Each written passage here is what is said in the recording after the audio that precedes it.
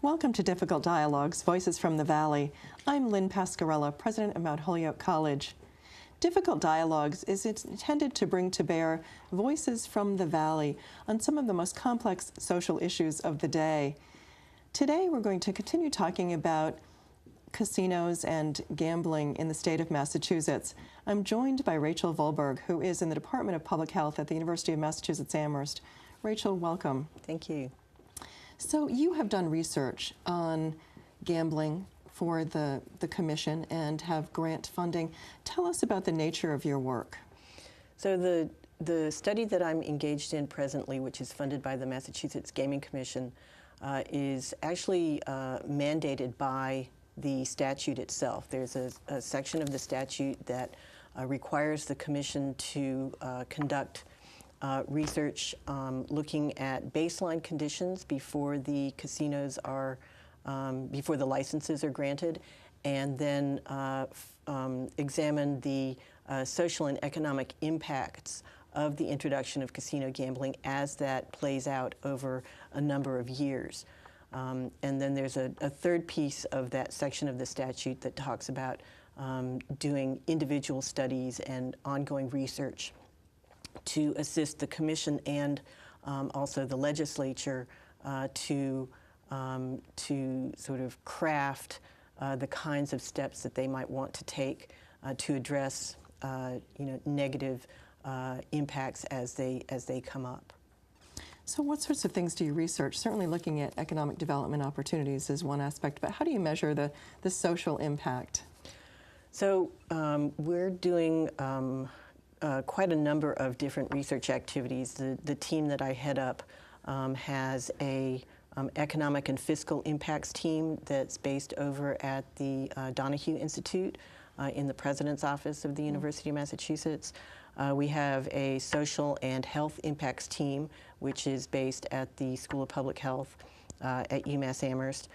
We also have a problem gambling services evaluation that's also being run out of UMass Amherst School of Public Health. And then we are setting up a data management center because one of the desires on the part of the commission was to not just have a research study that was, sort of just a few researchers, but we have plans to make all of our, or as much of our data as possible, available to other researchers so that they can look into the issues and they can ask questions that we might not have time to ask. And how have you been able to draw on other research that's taken place in other states? Well, I've been doing gambling research for 28 years. It was my first job out of graduate school, and I've sort of stayed in it ever since. I started back in the mid-'80s looking at treatment services for problem gamblers and evaluating their effectiveness. I moved into looking at problem gambling prevalence, so that's the rate or the number of problem gamblers in different jurisdictions as they introduce different kinds of gambling over the late 80s and early 90s. I then got involved in doing impact studies. I was involved as an investigator in a very large research program that was funded by the National Gambling Impact Study Commission back in the late 90s. And probably for the last 10 years, I've mostly worked internationally because there's relatively little gambling research that's funded in the United States. So most of my work has been in Australia, and New Zealand, and Sweden, Britain, Canada, places where there's more opportunities to do that kind of research. So I read that people who have other addiction problems are more likely to have more serious gambling addiction problems, and that there's a connection between homelessness and gambling. So it's not clear that there's a cause between being homeless and being a gambling addict, or the opposite, there's a correlation. Are there other markers or factors that come into play when we're looking at gambling addiction? Well, so there's actually a large number of correlates of problem gambling. It tends not to be a standalone disorder. Homelessness tends not to be the major issue that comes up, because it takes a long time for someone to go through so many resources that they become homeless. So the most widely recognized correlates internationally are male gender, young age, so 18 to 25 is a very vulnerable age, lower socioeconomic status. Some different countries have different minority populations, but minority populations in general tend to be more vulnerable. But then also when you look at other disorders that people with gambling problems experience, there's a lot of overlap between problem gambling and alcohol and substance use disorders, but also with depression and anxiety. And then, sort of moving out into looking at the gambling products themselves, there's some kinds of gambling activities that seem to be more associated with problem gambling than others. So what we in the field call continuous forms of gambling, where the amount of time between placing your bet and getting a result is very short, can be more problematic or can cause more difficulties for people than a large jackpot lottery game where you buy a ticket and then you have to wait a few days to find out if you've won or not. Given your international work, could you comment a bit on how some countries will have casinos intended for tourists, but they don't allow the residents of the country to gamble in those casinos? Does it have an impact, or do those individuals just find it a different venue for gambling?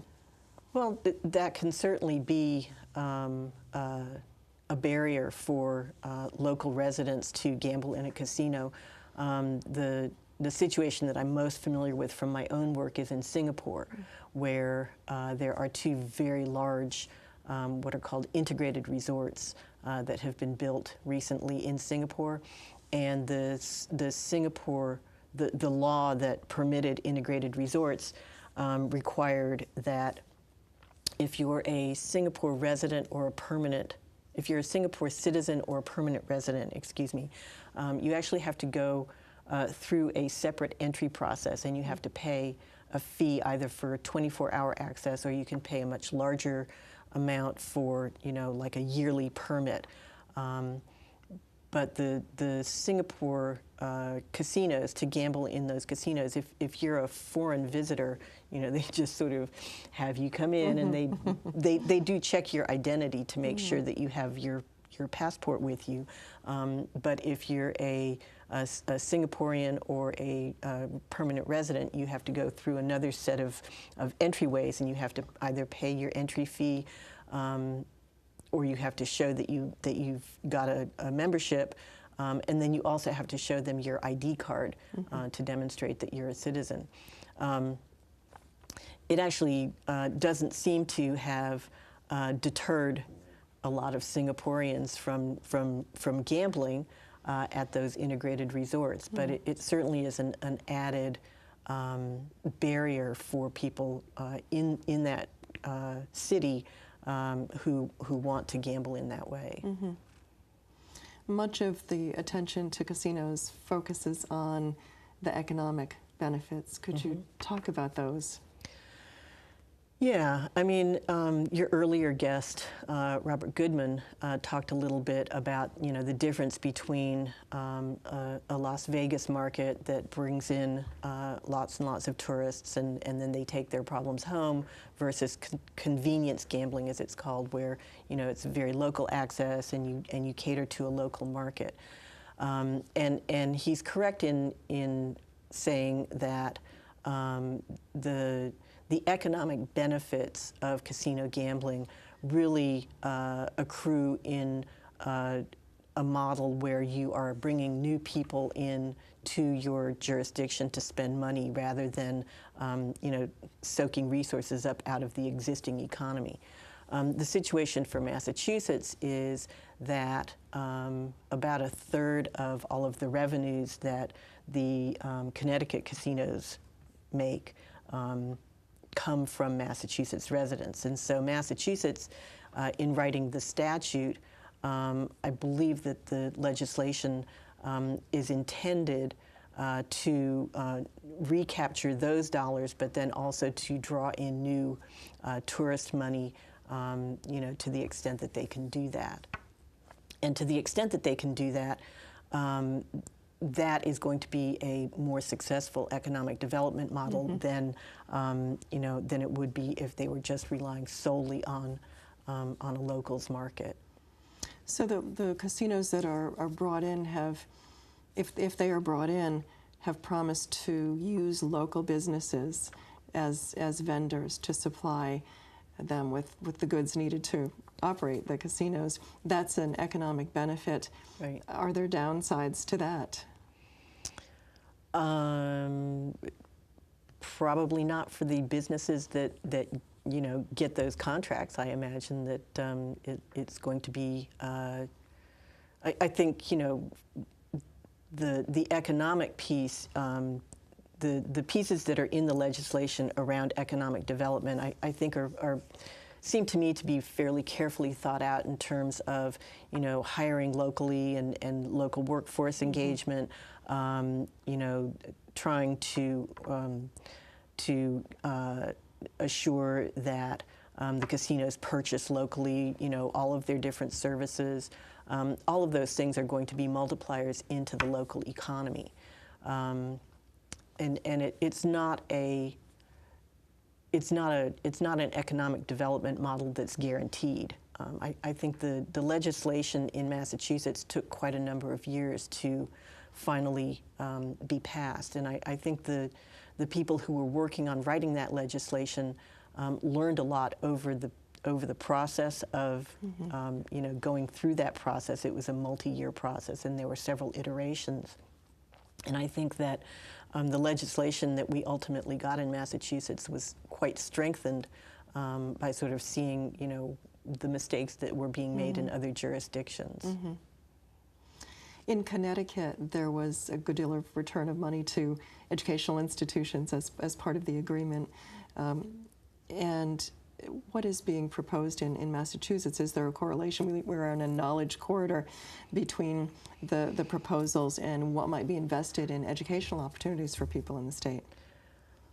I'm sorry to do that, but my understanding of the statute in Massachusetts that we have is that the 25% of gross gaming revenues that are going to come from the 3 regional casinos, that money is going to come into the Massachusetts Gaming Commission. And then what's going to happen is there's a very specific formula for all of the different things that money has to go and support. And I don't have the actual numbers at my fingertips. I do know that there's community mitigation money. There is a public health trust fund that's going to be funded to support research, treatment, and prevention of problem gambling. There is a fund that's going to support local entertainment venues. I don't recall a specific education component to that, but that could just be my faulty memory. Was there anything about this research that surprised you? About the research that I'm doing now? Yes. Apart from the fact that it happened at all?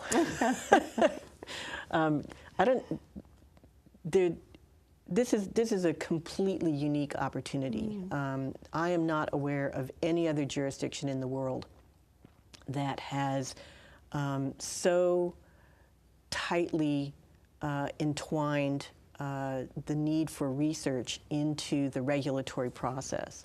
So the research project that I'm doing is a multi-year, multidisciplinary project, but every year we have to report to the Commission, and then the Commission every year, with the advice of the Gaming Policy Advisory Committee that is statutorily required, then has to present recommendations to the legislature for research that they think should be funded to minimize and mitigate harm.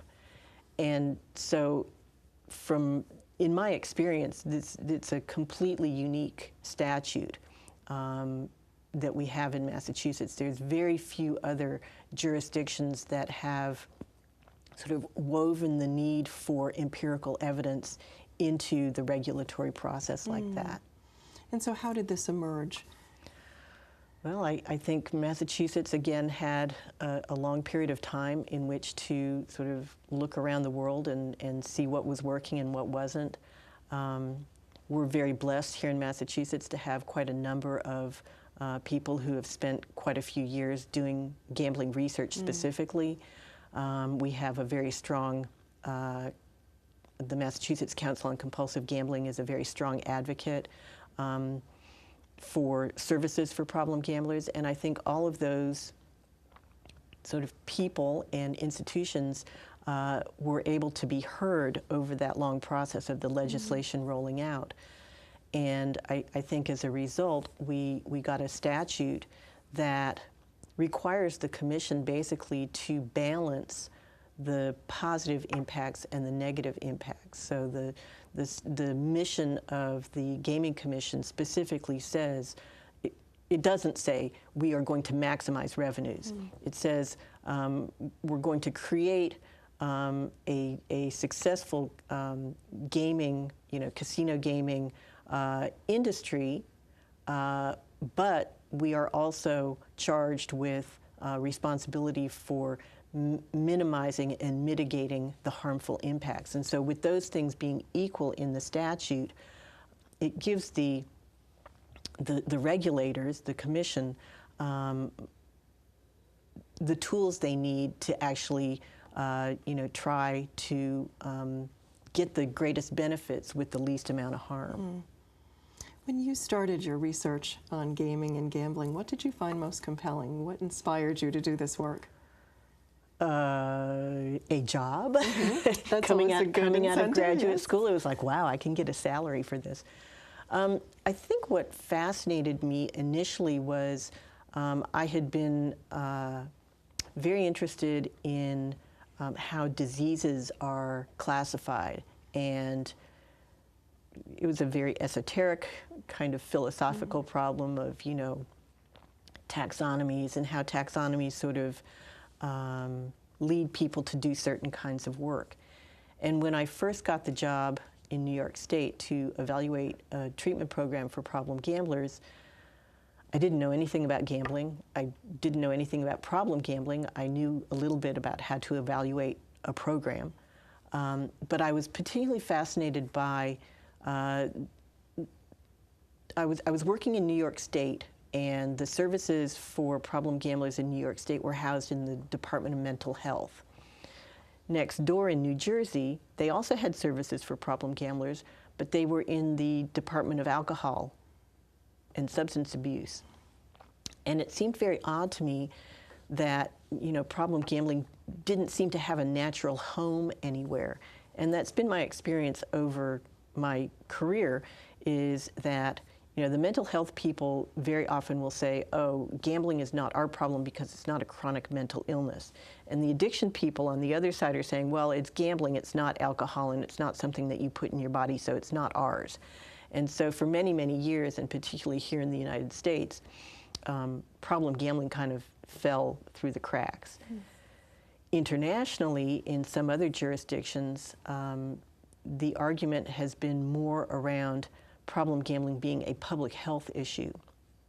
And for some reason, when you frame it as a public health issue, that seems to get much more traction from a legislative perspective, from a policy perspective, from the point of view of getting stakeholders to the table.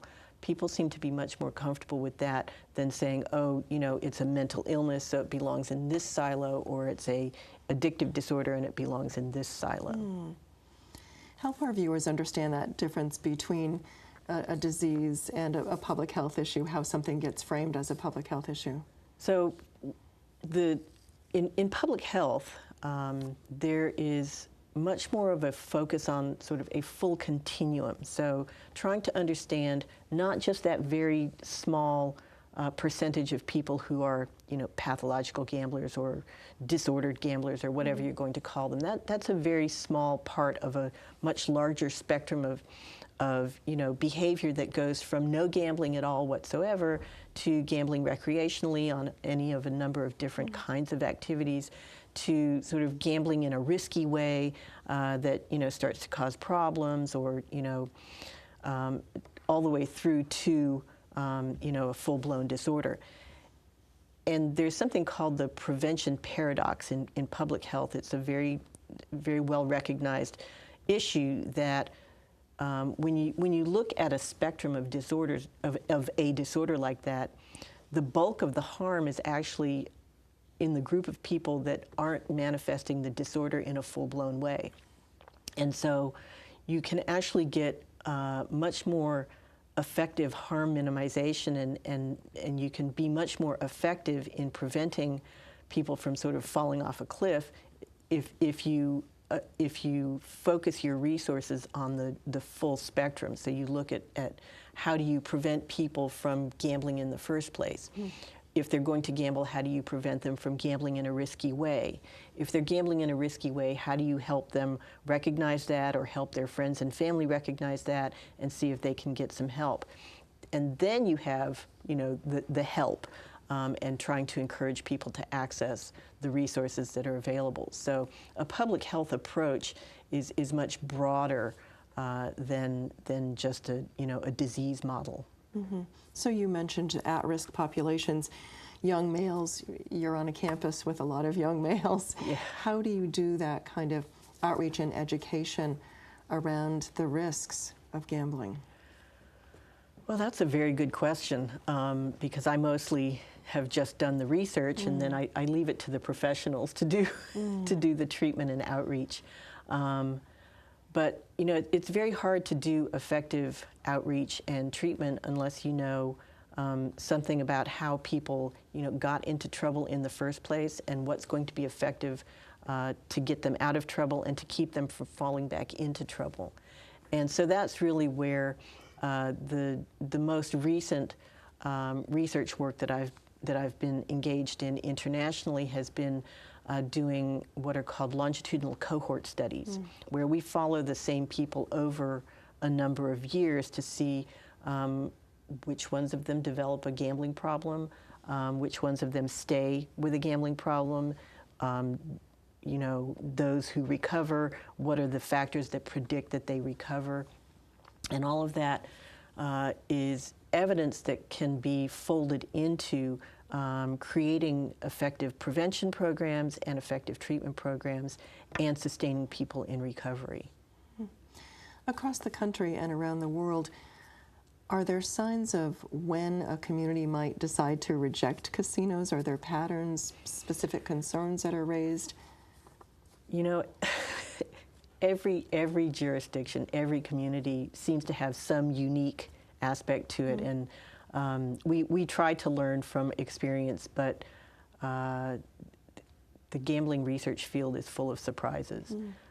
And I would say that, in general, people tend to be quite supportive of gambling in general.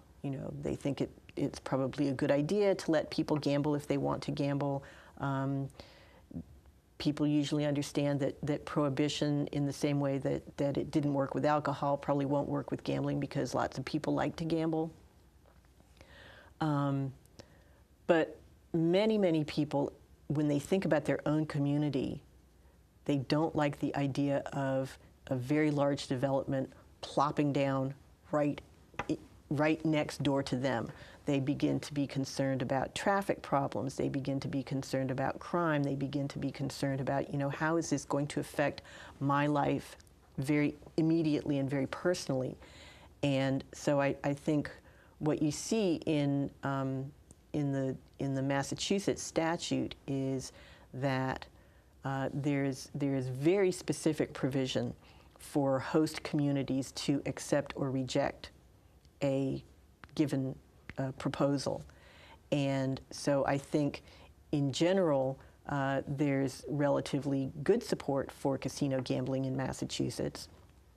What what we don't sort of know very much about is why one proposal versus another proposal, or one applicant versus another applicant, has been acceptable or not acceptable to the people in the different communities that have had the opportunity to vote on these referenda. In looking at the public health issues, are there analogous issues around public health that you can draw upon? We look a lot at alcohol, we look a lot at tobacco, we look somewhat at obesity and, driving. I mean, there's lots of areas where public health principles have been very effective in changing people's behavior. And I think, on the other hand, gambling is a relatively unique set of behaviors. And in fact, a lot of people who gamble don't think of themselves as gamblers. And so it can be difficult to try to get people to think very concretely about their own behavior when they don't consider themselves to be gambling. I buy a lottery ticket every week, but I'm not a gambler. Or I go to Foxwoods or Mohegan Sun, several times a year, but I'm not a gambler. I just play the slot machines, and then I come home, and I'm not a gambler. And so it's we try to learn from these other areas in public health, but there's also sort of fairly unique aspects of what happens with gambling that can be difficult to translate or bring other public health measures in to deal with. So what are your next steps? Well, I have another 5 years on this project to go. We are in the field now with a very large baseline survey. We just finished our first big report to the Commission on the first 6 months of our activities. We have a website that's now up and running at UMass. We have we've been doing a lot of team building, so that's going to play out over the next several years as we sort of see which of the potential applicants are actually awarded the licenses, and then monitoring the secondary data. So we have a lot of economic indicators and fiscal indicators and social and health indicators that are secondary data that we're going to be tracking over time. And then in about 5 years, we're going to do another very large survey using the exact same methodology to see if there's been a change in people's behavior and in the prevalence of problem gambling from before the casinos to after the casinos. It's fascinating work. Thank you so much for joining us and for all that you're doing. Thank you.